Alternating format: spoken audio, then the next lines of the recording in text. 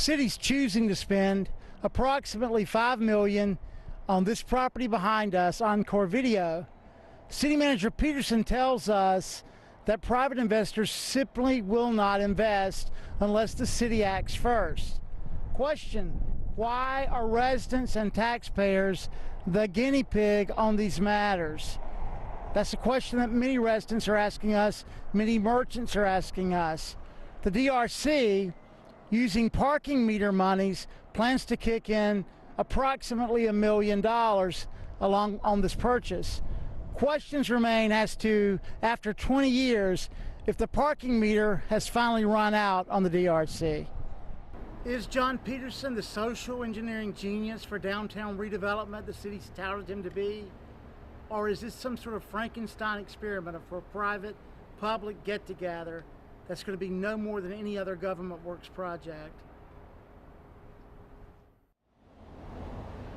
The DRC is located right here in a building that's just oddly marked. The doors are always locked. Founded in 1998, the city spent an average of about $1.9 million a year for the last 20 years funding this organization with parking fees. Almost roughly, give or take, $40 million that this organization has received.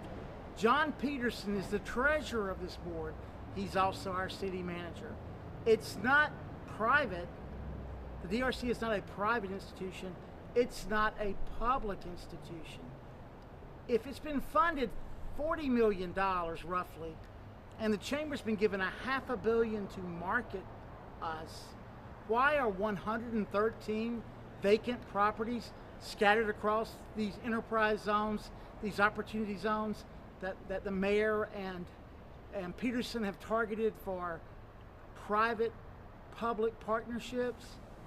It's probably because, in the truest sense of the word, there is no private property in downtown Myrtle Beach. Private property is a myth. To explain that, we spoke with Tom DeWeese. Tom DeWeese is a well-known author who writes about municipalities and how small governments like the city of Myrtle Beach are taking away merchants' private property rights.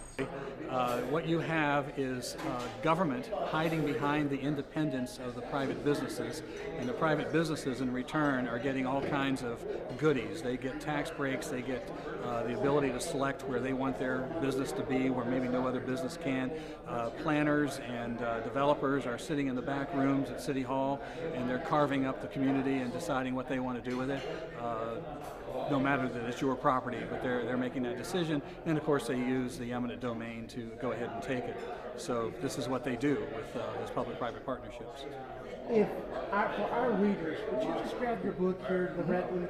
Sure. If you guys want to fight this, I know you guys heard this today from city government. Tom, where can they go to buy this book, Sustainable? It's available on Amazon and Barnes & Noble, but you can also buy it directly from me at AmericanPolicy.org. It's our website, AmericanPolicy.org. And this will help us learn how to deal with this encroaching city government? Yes, this gives you the history. First of all, it opens up talking about the importance of private property.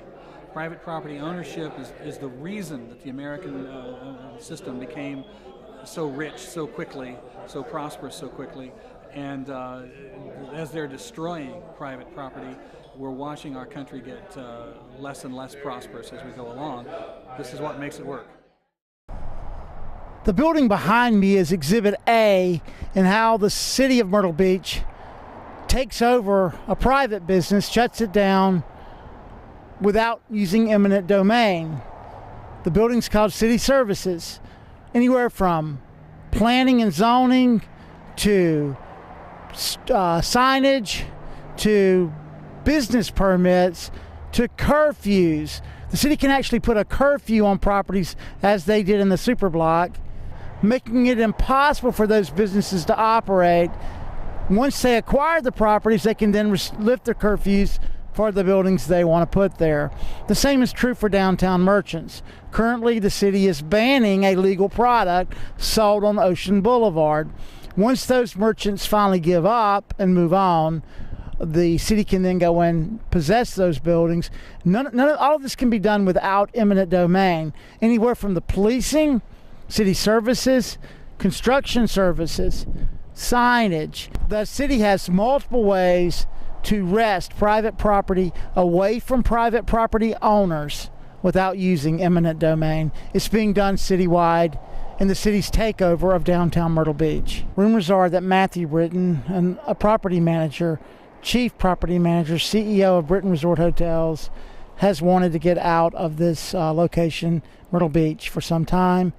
The ideal is that the city would buy up as much commercial space as possible, bring in one primary investor, and then flip the entire downtown area to one primary investor, much like the way Broadway at the beach operates.